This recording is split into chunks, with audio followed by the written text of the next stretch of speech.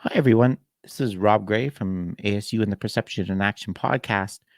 What I want to do here is I'm doing a presentation next week and I'm doing a kind of a practice run here. And what I thought I would do was instead of doing it just by myself, I would record a video of it to make it available for Patreon supporters to watch. And so if you're not attending the conference, you'll get you'll be able to watch it. If you are, you'll get a bit of a preview of what I'm going to talk about.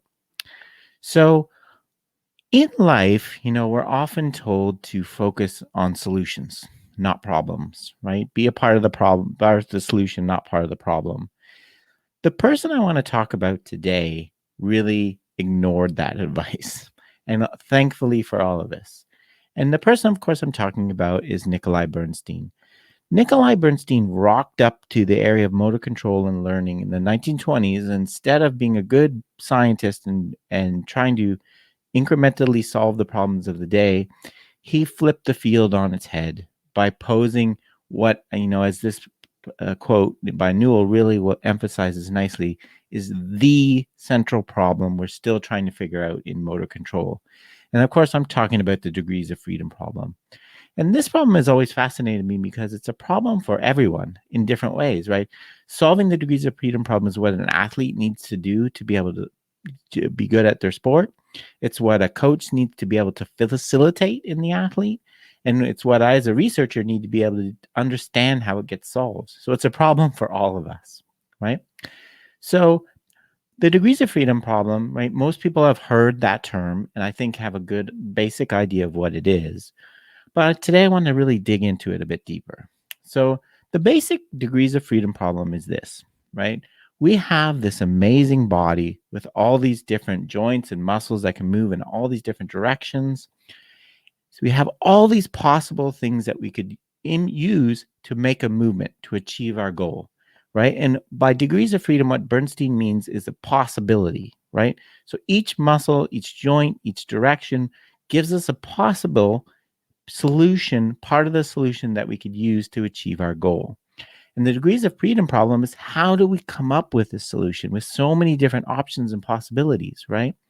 So his basic way of stating this is how do we convert the body with all these different options and choices into a controllable system, right? So that's the basic idea.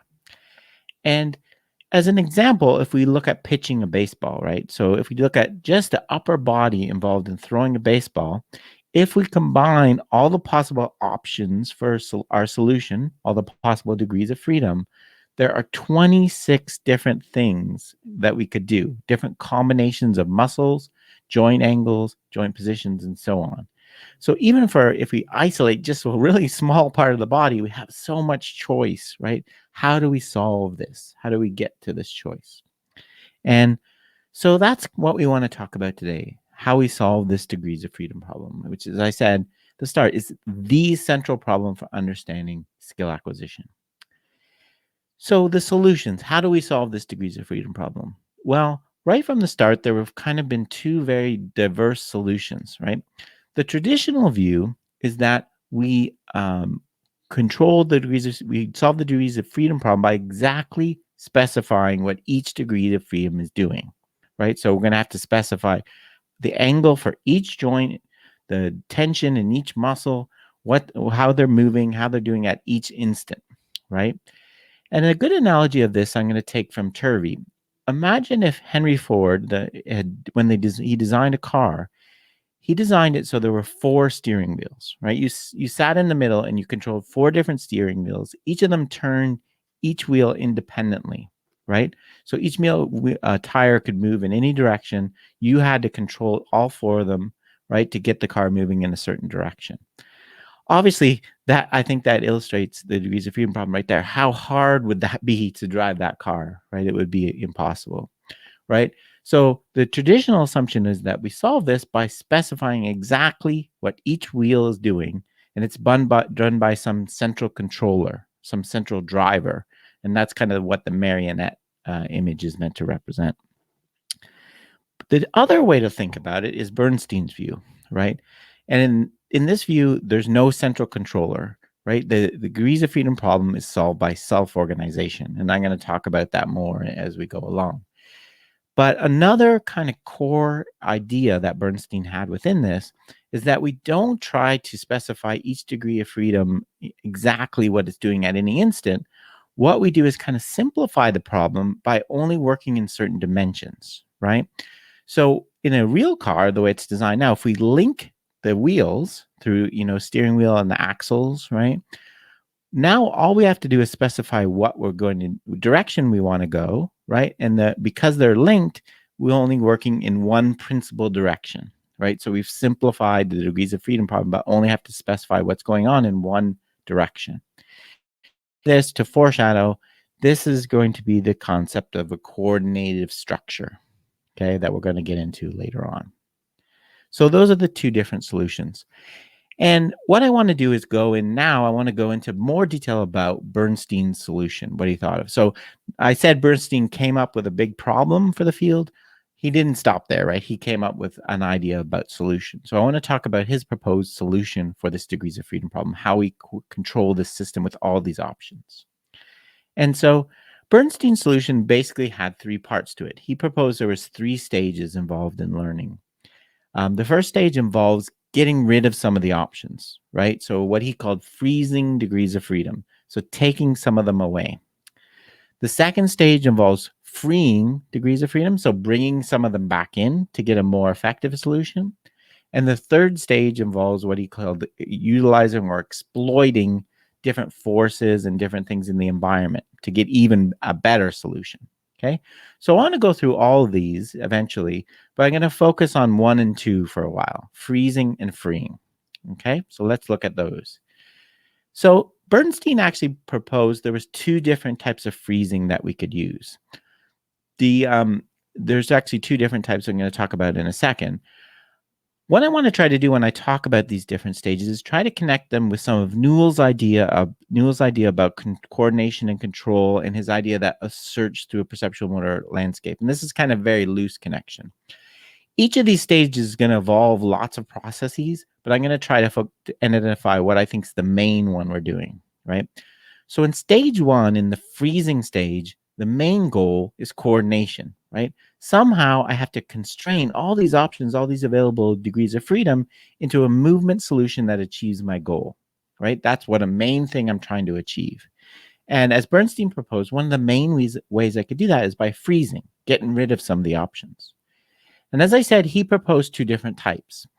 The first type, I'll call type 1, is what comes to mind when you hear the term freezing, right? It's immobilizing one or more of the joints in the movement. So fixing them, making them rigid, okay? So obviously, if I don't bend my knee, right, that's no longer a degree of freedom. It's no longer an option I have in my movement solution. So I don't need to worry about controlling it or coordinating it, right? It's out of the equation, right? So I've simplified the problem movement by taking some of the degrees of freedom away. And Bernstein proposed that this should occur from distal to proximal, right? So further from the center of your body is where freezing should happen first. So the extremities is where that should happen first. So let's look at that in a bit more detail. And to illustrate these, I want to look at the task of serving a volleyball, okay? So we have a person serving a volleyball. Their goal is to try to get the ball over the net into the court on the other side, right? Another way we can understand degrees of freedom in a useful way in research is by looking at what are called state spaces, right? So these are what are shown here, right? So state space, hold on, let me get my mouse over in the right place. A state space plots the movement of one joint, the position of one joint against another, right? So in the top, we have the shoulder angle versus the elbow angle of the server. And the bottom, we have the elbow versus the wrist, right? So they're showing all possible combinations that these two joints could have, right? And so this is essentially another way to express the degrees of freedom problem. Like, where in that space do I go, right? There's all these different possible combinations I have. We can't do every possible combination. Obviously, our body is restricted by its structure, that we can't move our elbow and shoulder in certain ways, but there's lots of possibilities. And that's, again, the degrees of freedom problem. So let's look at Bernstein's first type of freezing, right? And that's what's shown here. So if we look at this image of this server, what they're doing is serving the ball over the net just by rotating around their shoulder joint, right? Their elbow and their wrist are completely locked, right? They've taken those degrees of freedom away. And if we plotted those in state space, and I'm going to show you these plots are not meant to be perfect representations of what's going on in the image, right? They're just kind of my symbolize what's going on there. I didn't do a movement analysis of these GIFs, right? So if we look at the top one, what we see here is, right, we can see the shoulder angle is moving. That's the vertical green line. The elbow angle is not, right? So it's all staying in one spot. If we plot the elbow versus the wrist, it would just be a single point, right? Because neither of them is changing. The elbow and the angle and the wrist angle are always zero. They're always the same. They're fixed. So this particular positions in state space is a coordination solution. She's getting the ball over the net, right? And she's doing it by using the type 1 freezing, fixing the elbow and the wrist joint, taking them away as possible degrees of freedom. Okay, so that's Bernstein's first type of freezing he identified. The second type he identified was to introduce couplings between degrees of freedom. Okay, and coupling is a word that we use a lot, right? In perception action coupling as a positive term. This is really kind of a really low level, ineffective type of coupling. And it's effective for this purpose, but in the long term, it's not going to be effective, because what's going on here is by coupling, what we're going to do is make two joints do exactly the same thing, right? So we're coupling their movement, so they're going to move in the same way somehow. Right? So this is what this is going to do is we're not simplifying the problem by not moving one joint. We're simplifying the problem by making two of them move in the same way. So we only have to give one answer that covers two things, right? So we've made the solution easier. And what we can see, this GIF is meant to show that here.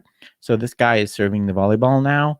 What he's doing, obviously you can see he's got rotation around the shoulder, but he's also rotating around the elbow joint, of course. And what you can see, again, this is not meant to be a perfect representation of this, but what you can see is roughly the angle of the shoulder is opening up at the same rate as the angle of the elbow, right? So they're kind of coupled together. Okay, they're changing in the same way at the same time. And so this is and so if we plotted it, we get kind of a straight line here in the state space. If we plot elbow versus wrist, the wrist is still locked, right? So it's still going to be 0.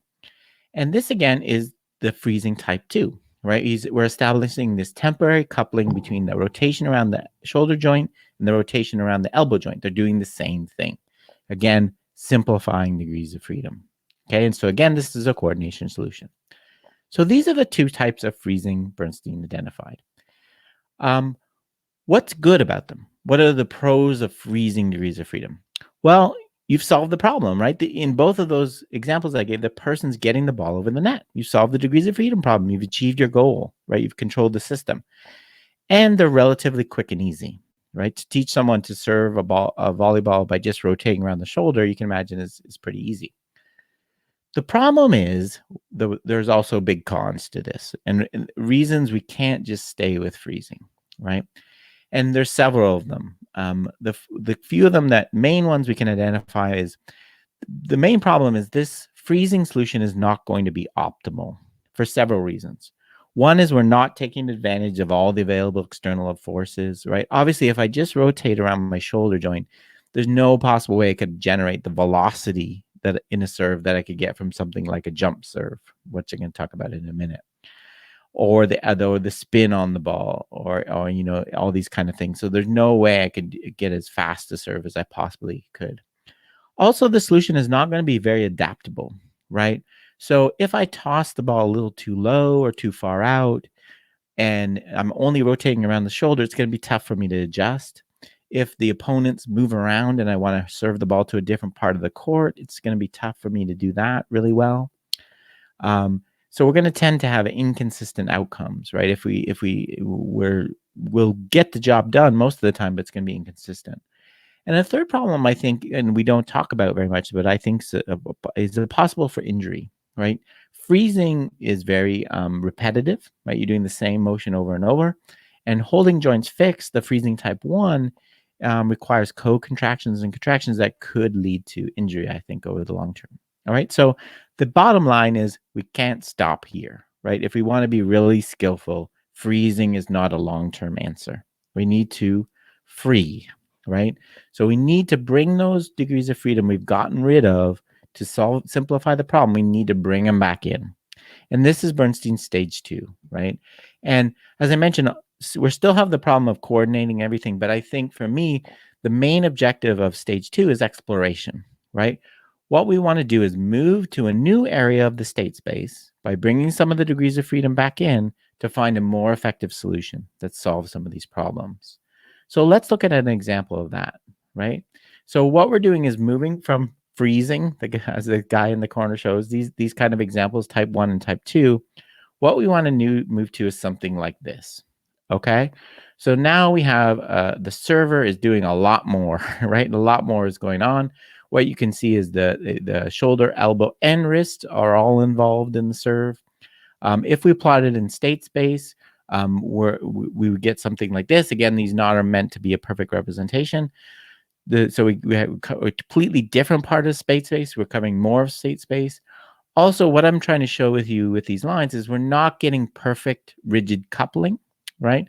So if you look at the video, there's parts of that movement where the shoulder is rotating, but the elbow is not, and vice versa. So they're not moving in the exact same way. They're not coupled to each other perfectly.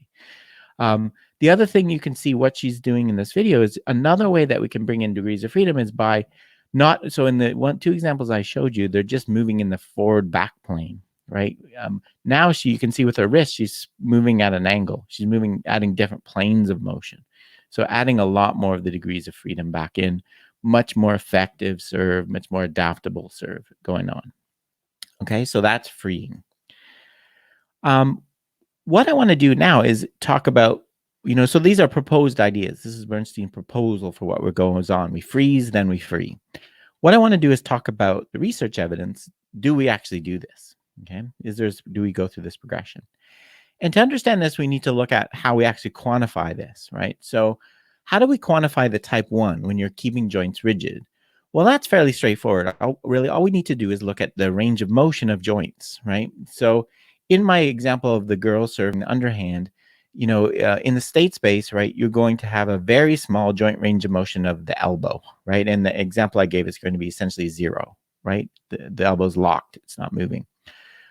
With practice, as you free, what we should see, which was showed in the girl in the last video, right? She has a huge range of motion of her elbow, right? So we're going to get large. So what we should see is with practice, you get larger ranges of motion in the joints.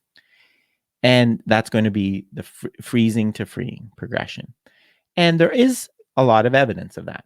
Here's an example. This is data from a study on racquetball for forehand shots.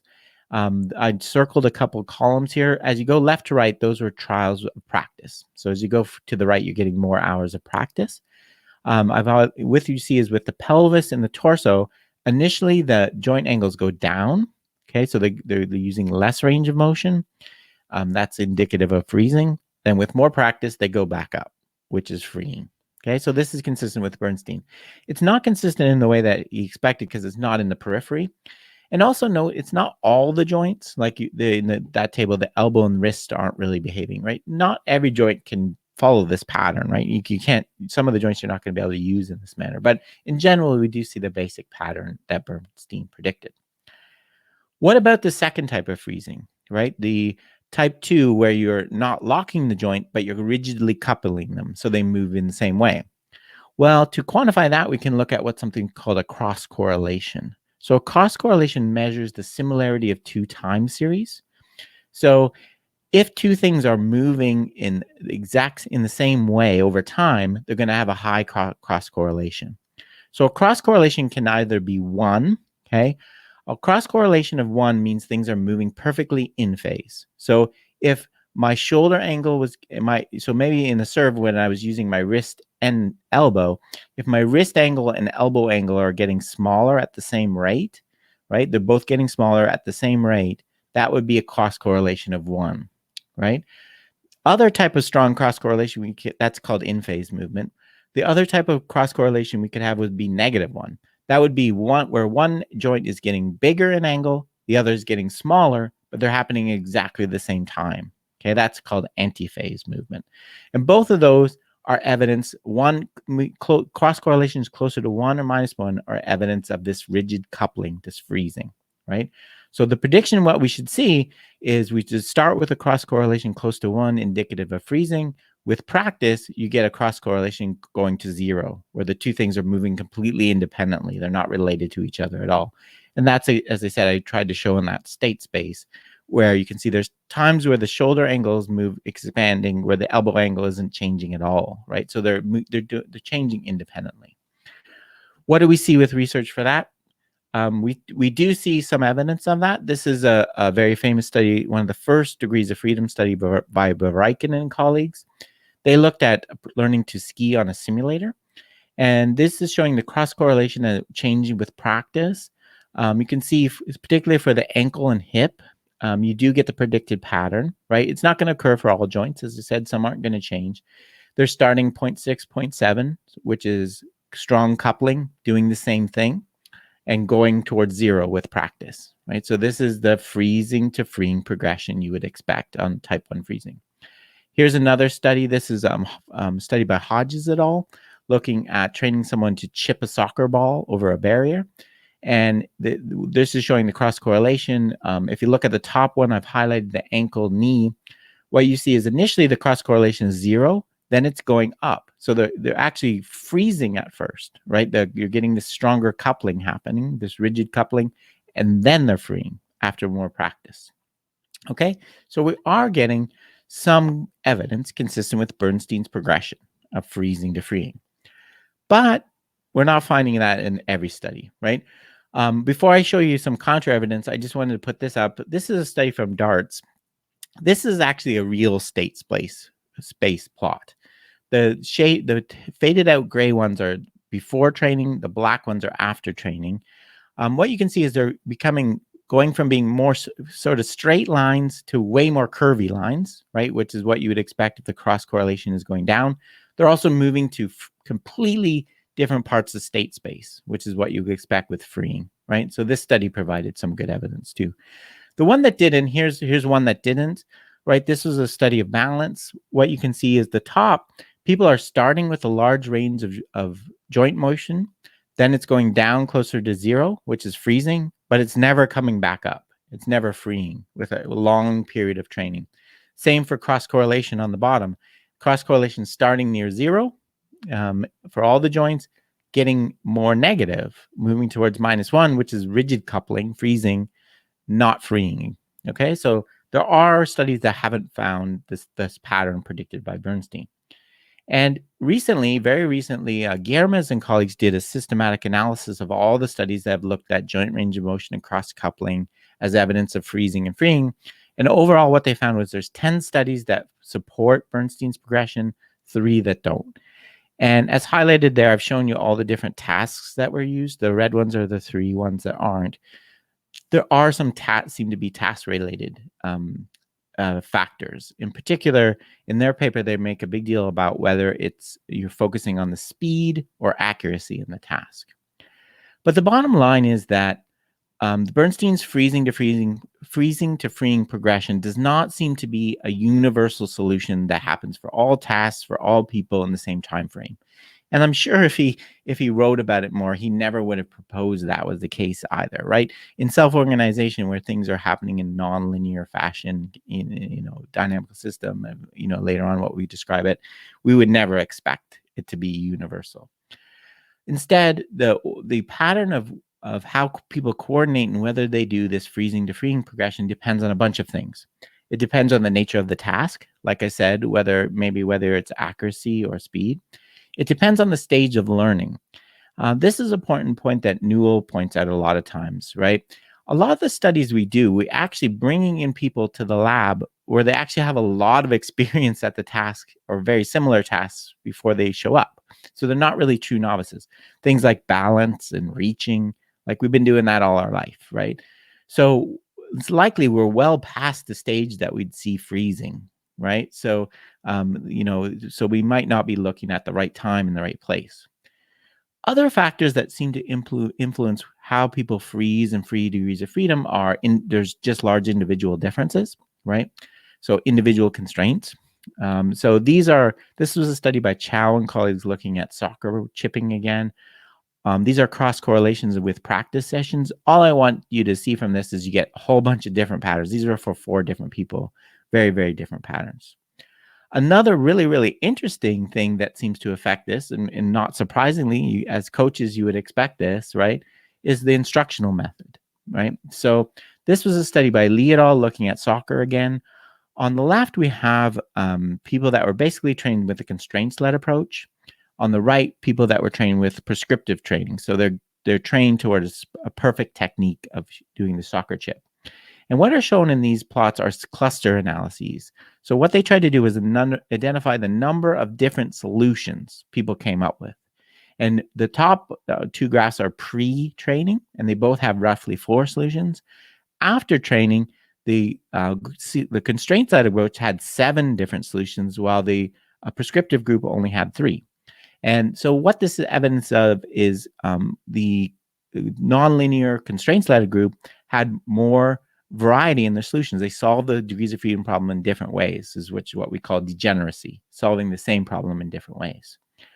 I found the similar thing in the study I did, looking at training batters to hit the ball in the air more, increase launch angle. So what I did in that study was I compared a constraints-led approach, a barrier on the field, versus 2 prescriptive instructions designed to get an optimal technique. The instructions were either internal focus, the IF, or external focus, EF. What you can see in this graph is that the constraints-led approach led to greater exploration of solutions, greater freeing, greater explorations of the state space in terms of the bat angle. Okay, so this seems to, again, instructional method influences a lot of how we coordinate degrees of freedom. So what we need to do is, I think, kind of change our conceptualization of the degrees of freedom and problem and how it's solved, right? So if I'm going to use Bernstein's figure I showed you before, where he has the kind of self-organization along different dimensions of degrees of freedom, what we need to add to this is another famous figure in this area, right? We need to add the constraints triangle, right? So the degrees of freedom, the way that we solve the degrees of freedom problem, whether we freeze and free and what progression and when, depends on the constraints. The task constraints proposed by the different particular tasks we're learning, and also the instructional method, and the individual constraints that people bring. And I'm going to talk about more of that later, right? So how the degrees of freedom is solved is going to depend on the constraints placed on the observer. Okay, so that's kind of I think, an important point. What I want to do now is turn to the last stage of Bernstein's stages of solving the degrees of freedom problem, the optimizing exploitation stage. And this is the one that we understand the least about. And really, it's the most important one for most people listening, right? Most coaches, you're working with athletes that are well beyond the freeing stage and trying to optimize their movement. And so obviously the main objective here is optimization. We're trying to find a coordination solution. An optimal movement solution, the way I would define it, is one that gives the best performance given the constraints in the environment and the task, and for the given individual, right? So optimal solutions are going to differ from person to person, which makes it tricky to identify them, right? So what I want to do is think about this stage, what's going on here a little bit, and then I'm going to eventually lead into some data that of mine, baseball data, new data that's trying to look at this.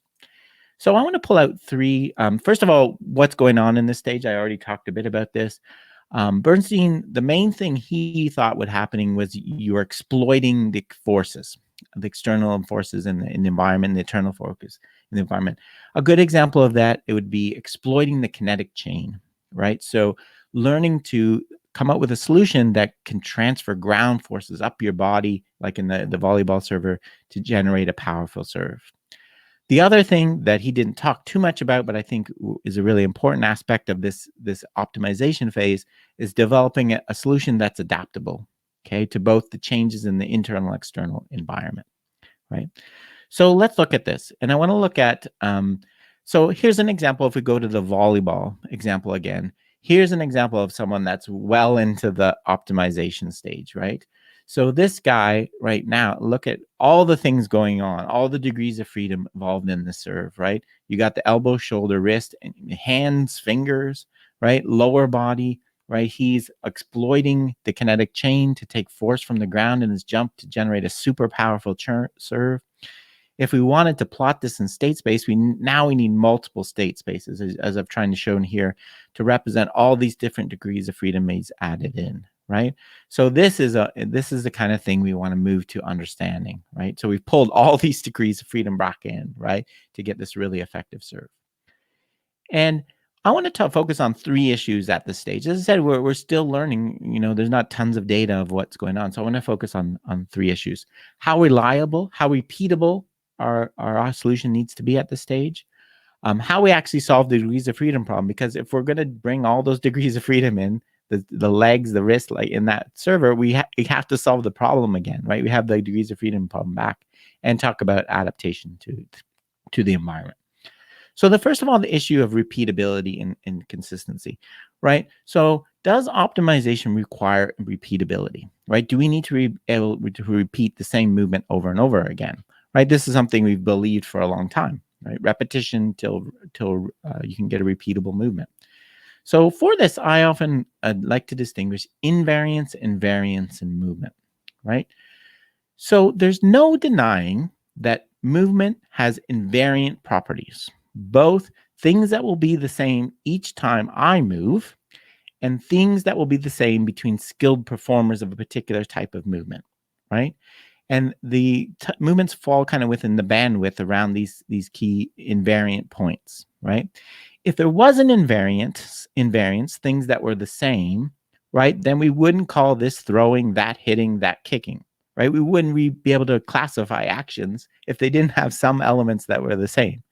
So there has to be some degree of consistency in movement and repeatability. We're not denying that in the dynamical systems approach, right? We're not denying you do a different move, completely different movement every time, right? In Bernstein's famous hammer example, blacksmith example shown there, yes, he's doing repetition without repetition. He's not doing quite the same movement every time, but he's not doing overhand one time and underhand the other time and sidearm the next time, right? There's some invariant properties about the way that he's swinging that hammer.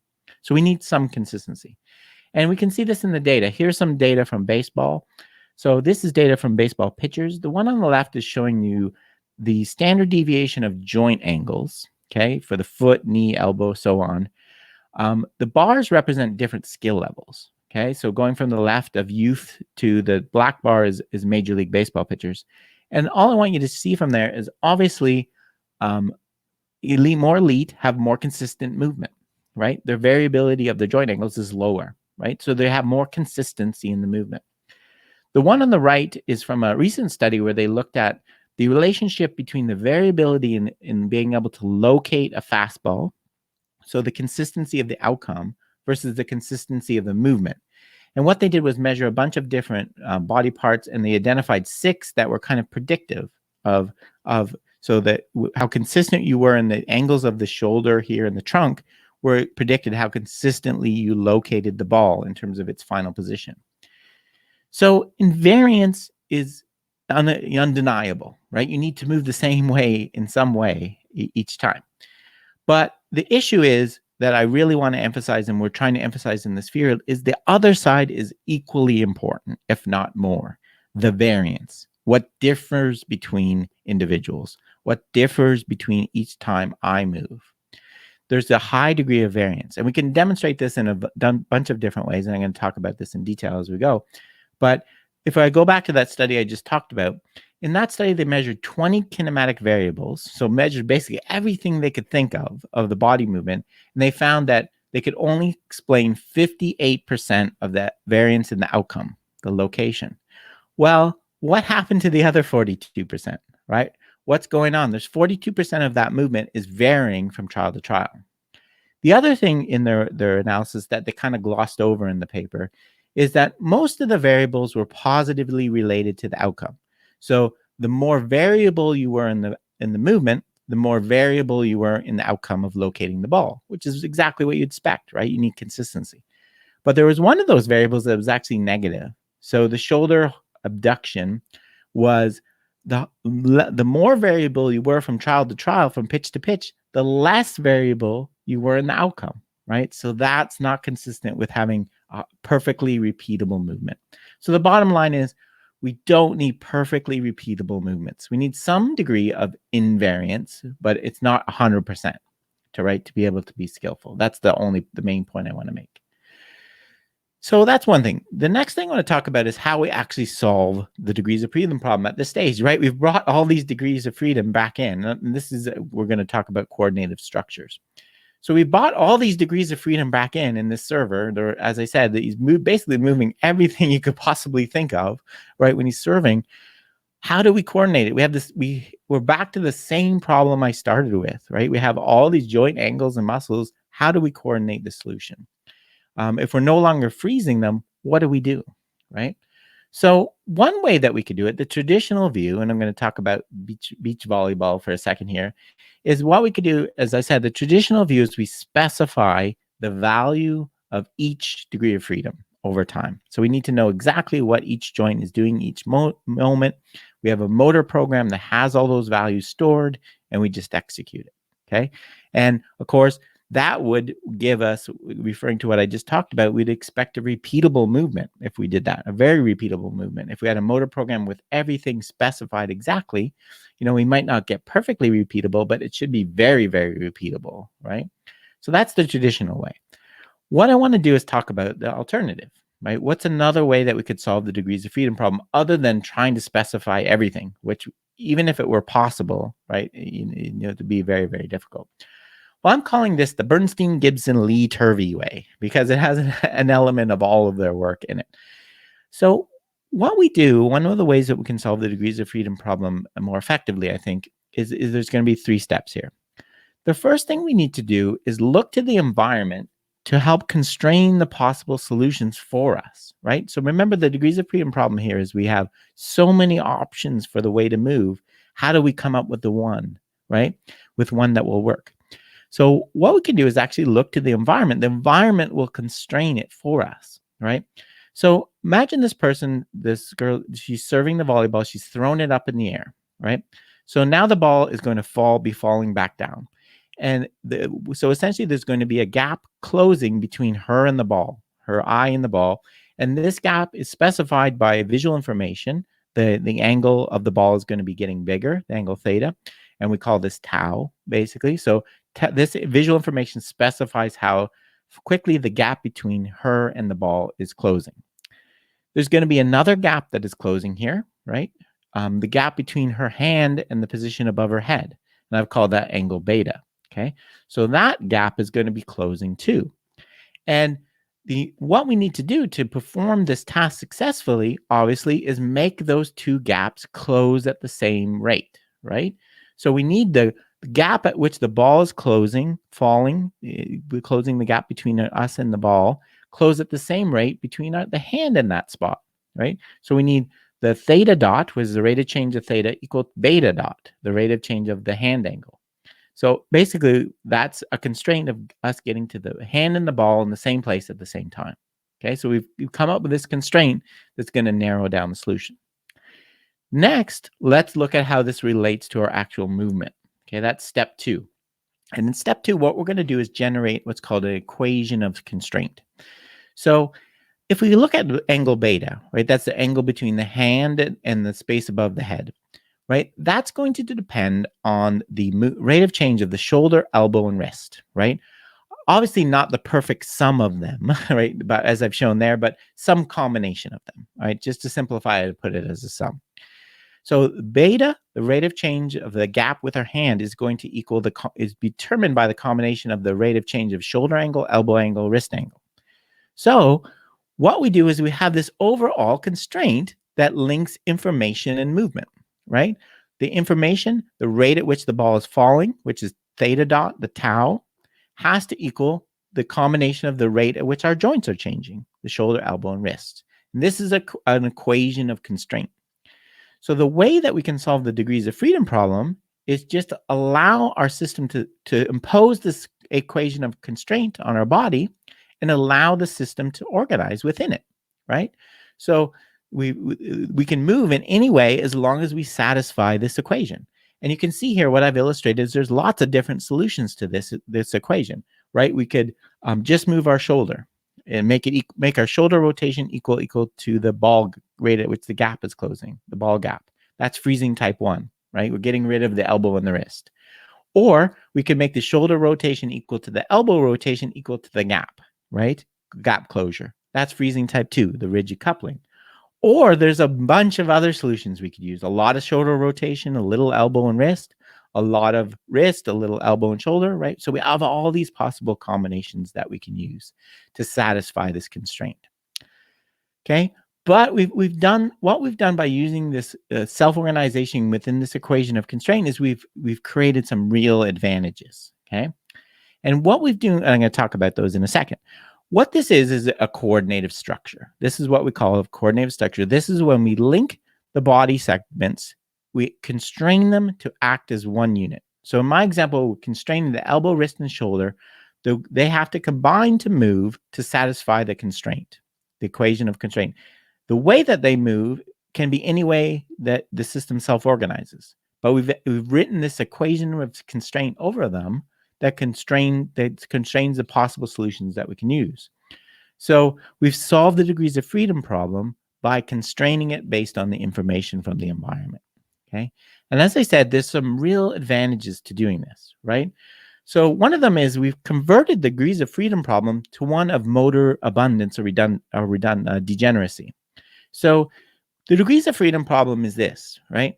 We have all these possible ways we can move to achieve our goal, right? We have all these different body angle, joints, motions, angles, and so on. The problem is when we start learning, most of the solutions are not going to work, right? Think about if you're trying to hit a volleyball over the net, all the possible ways you could do it, right? You could do it infinite number of ways almost. Most of those ways wouldn't work, right?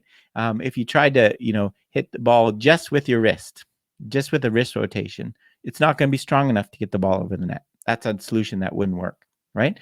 So you're trying to find almost a needle in the haystack with the degrees of freedom problem. If you use a coordinative structure, what you've done is there's still a lot of possibilities, right? There's still, as I said, you can use a lot of wrist, a lot of shoulder, vice versa, isolate one. But the difference is, if you satisfy the equation of constraint, all of the solutions by definition will work, right? So now you still have a problem of, you still have choice, but you're choosing between a whole bunch of different things, all of which will work for you, right? So it's a really nice thing. The other thing that this equation of constraint gives you is adaptability, okay? Because it allows you to compensate and have functional variability. As one example, imagine this server is thrown the ball up in the air. They've started the rotation of the shoulder, and then a gust of wind blows the ball down. Okay. Now the tau gap, the ball gap is closing faster than it was at the start of the serve. Well, we can easily compensate that in mid-serve by increasing the elbow and wrist rotation, right? We can make the joints compensate for each other. So we can adapt to an external constraint like wind. We can also adapt to an internal constraint. Imagine that the server threw the ball higher than they usually do, right? So after they start rotating the shoulder, they notice that they pick up that they've thrown the ball a bit higher. Now the rate at which the gap is closing with the ball is going to be slower than last time. Well, we can compensate for that by slowing the elbow and wrist rotation down mid-serve, right? So we can adapt to these internal variations in performance as well. And again, this is functional variability, right? If we do this, if we take advantage of these coordinative structures and do these different solutions, the serve is not going to be the same every time, right? But the differences between them are going to be functional. Within that 42% variance, there's a lot of functionality and skill, okay? That's the point I want to make. The example, another thing in terminology here, we call this a motor synergy, right? When two joints or things work together to compensate for each other, they co-vary. Okay, so this is not the rigid coupling we were talking about at the start with freezing. This is compensatory coupling, right? The two things are working together to support each other, to adapt, to adjust to things in the environment. So again, And this is repetition without repetition, right? This is, we're achieving outcome consistency, always getting our hand to the ball at the right place at the right time, but not by moving perfectly consistently, by not repeating the same serve over and over. We're allowing it to adjust for wind, for different tosses, and so on and so forth. Okay, the last thing I want to do today is to talk a little bit about some research I've done on kind of this stage 2 to 3 in baseball batting. Okay, I just want to kind of quickly go through some of this. And what I've done here is I've taken some of the data I have from a previous training study, and I've looked at some of the ground reaction force data. Okay, so what I've done is divided the swing into different phases. So you can see baseball swing is typically divided into, stepping. The person lifts the front foot off the ground, comes back down, landing. They shift their weight forward, and then they swing. Okay, start actually moving the bat, and then there's impact. And so for this, we can identify a temporal constraint, right? All of the different phases of a swing have to add up to equal the time to contact of the ball, which again is specified by tau, right? So again, we have a very similar thing, an equation of constraint we can write. And so what I wanted to look at this in this data was to look at how these coordination solutions develop and how they depend on the structure of practice and the individual constraints of the batter.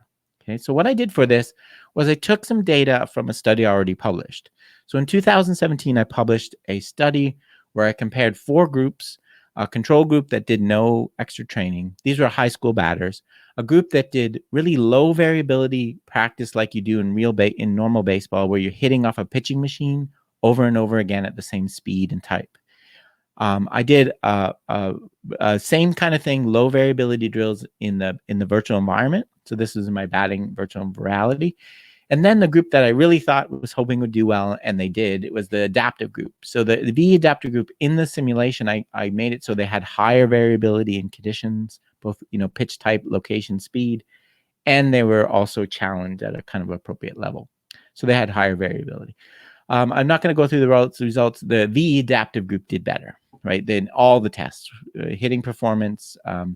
I actually followed them from the next season. The next season, they had better batting statistics. They reached higher levels of play. Okay, so the VE adaptive group did the best. You can just remember that as we go along. So what I did was to look at the different phases of the swing from ground reaction forces. I collected force plate data in that study that I never analyzed. So I went back and analyzed it. And what I wanted to do was look at the relationship between practice variability, movement variability, and outcome variability, right? So as I said, the traditional view is that we get consistent outcomes through consistent movement, which is through consistent practice. Repetition leads to repeatable swing, leads to barreling the ball. The alternative view, we're trying to promote here, is repetition without repetition. Consistent outcomes come from non-consistent movements. You have that 42% variance you need, right? Which we should develop through having more variability in practice conditions, okay? Not doing the same overall. So what I did was to look at very few different things.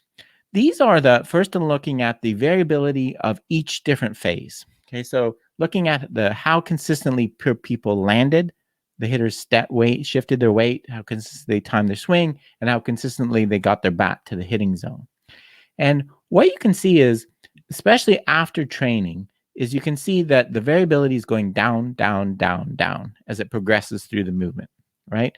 So it starts high and then gets lower, lower, lower, right? And that's what this is showing is compensatory functional variability, right? Adjustments online. There's no way you could get that any other way, right? So the person is doing some online adjustment to make the movement get less and less variable as it goes along. So the net result is they're consistently getting the bat in the hitting zone with a very, very consistent point. So the outcome variability is low, okay? But you can see, actually, if you look at this closely, the actual variability of some of the phases of the swing got higher after training, right? So this is all the data I'm going to show you is the VE adaptive group, the group that had high variability. So we get this reduction in outcome variability, but through increased movement variability and compensatory.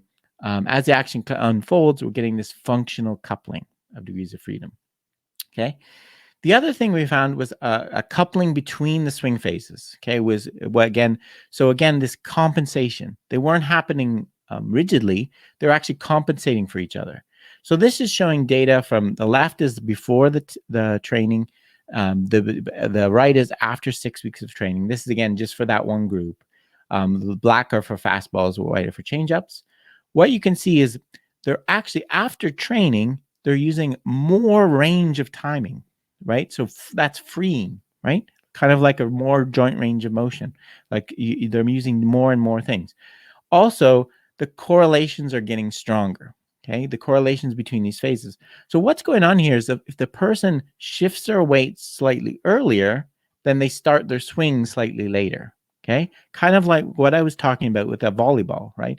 If the shoulder is not rotating fast enough to get to the ball, then you add more elbow and wrist rotation. They're compensating for each other. Okay.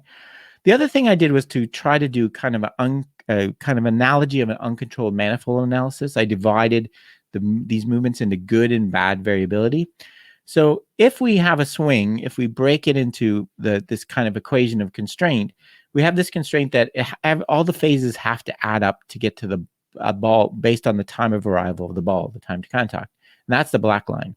The red shaded area is the margin for error to actually get a hit, right? So you don't have to be perfect timing to get a hit in baseball. Good variability is any movement within this red area, right? So it's variability that's keeping your goal. You're going to get the bat to the right time to hit. Bad variability is any movement that goes out of there, okay? And what I saw is pre-training, okay, which is shown with the black dots, as you can see, you have a lot of variability in the swing. A lot of it's bad variability, moving it away.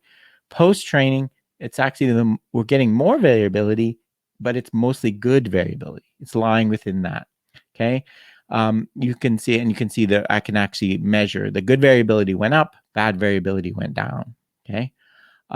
Also, these changes in good and bad variability were actually related to the measures of batting performance. So that's showing on-base percentage. People that had higher increase in on-base percentage during the season after training showed more increases in good variability and more decrease in bad variability. Okay, so they seem to be related. So again, these were some of the things I looked at. The other thing I wanted to look at, so we see this variability in training, okay, affects the synergies. Other thing I wanted to look at was individual constraints. Okay, and to do this, what we did was we measured bat speed, the fastest bat speed that a player could generate. And what we found was that batters with a higher bat speed were able to change their good variability more. They were effectively allowed to free more and coordinate a more effective solution, right? They had more capacity to take advantage of the degrees of freedom. That's what my conclusion. And so the idea is, if you, for example, if you wanted to use the full weight timing of the weight shift, right? If you're going to wait longer to shift your weight, right, you need to generate a faster bat movement. And if you can't generate a faster bat movement, you can't do that. You can't use that type of solution. Okay. So to draw conclusions to everything, understanding the degrees of freedom problem, as I said, remains the central issue for athletes, coaches, and researchers like me. How degrees of freedom are coordinated, whether there's freezing, freeing, and how the stage 3 occurs, depends on the confluence of constraints in action. That's a phrase from Newell, right? So how the different task, environmental, and individual constraints interact with each other. And it's not a simple linear freezing to freeing progression that's universal for everybody. Implications for coaching. Freezing, all right, although it's not optimal, it is a solution and that allows an athlete to get some mastery, right? So I think it's appropriate in some situations, but eventually we have to encourage freeing, right? Bringing in the other available degrees of freedom if we want to achieve a really high skill level. And you can do that, I think, effectively by adding constraints that make the frozen solution not an effective one. Also, I keep hammering this. Movement variability, that 42% variance, is necessary for consistent performance, right? It's not only you have to have it, right? It allows you to adapt and into different conditions. And so we need to identify the small number of invariants in their skill and allow the athlete to be invariant, be variant, and self-organize around that. The development of coordinative structures are influenced by the task constraints you place as a coach. Give an athlete a wide range of movement problems to solve right? They're going to come up with these adaptable solutions. This equation of constraint, this generalized solution, prevent them from learning a solution that will only work in the practice conditions you give them. I call that lazy learning. Okay. And lastly, the ability depends on their individual constraints. Obviously, you need to take this into account. You need to individualize training. But also, I think this is a good case where skill training and strength and conditioning can connect, right? In my study, if you go and work on an athlete's bat speed by strength training, maybe you're going to allow them to take advantage of that good variability that they couldn't before. So I think it suggests to Bohr, when you have these, can identify task-specific strength and conditioning training. Okay, that's it for my presentation. I hope you enjoyed it. And if you have any questions from someone that's watching the video, if you want to email me, please do. Thank you.